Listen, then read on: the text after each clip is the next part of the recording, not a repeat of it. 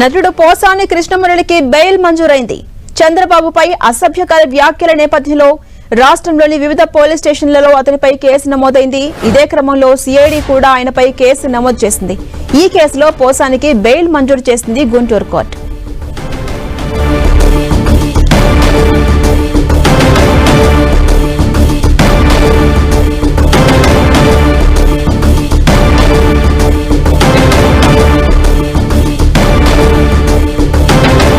Actor Posani కృష్ణమురళికి relief దొరికింది. ఆయనకు బెయిల్ మంజూరైంది. ఇదే విషయంపై మరింత సమాచారం మా ప్రతినిధి నాగరాజ్ అందిస్తారు. నాగరాజ్, పోసాని కృష్ణమురళికి మొత్తం ఎన్ని కేసుల మీద రిలీఫ్ దొరికింది, ఎలా చూడొచ్చు దీన్ని, అప్డేట్స్ ఏంటి ఓవరాల్ గా?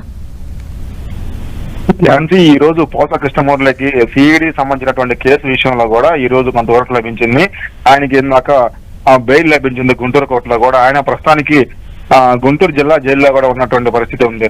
అయితే ఈయనకి దాదాపుగా ఈయన మీద 16 కేసులు నమోదైన, ఆ తర్వాత 17 కేసు కూడా సిఐడి కూడా కేసు నమోదు చేసింది. మొత్తం ఇతని మీద 17 కేసులు మన 17 కేసుల్లో కూడా 4 పీటీ వారెంట్ల మీద కూడా వివిధ జిల్లాల్లో కూడా జైలుకి కూడా పంపించడం జరిగింది. అక్కడి నుంచి కూడా అతనికి కొంత మేర కూడా బెయిల్ లభించే పరిస్థితి ఉంది. అయితే చివరి మూమెంట్ లో కూడా బయటకు వస్తాడని చెప్పేసి అన్న మూమెంట్ లో కూడా సిఐడి కూడా కేసు నమోదు చేసింది.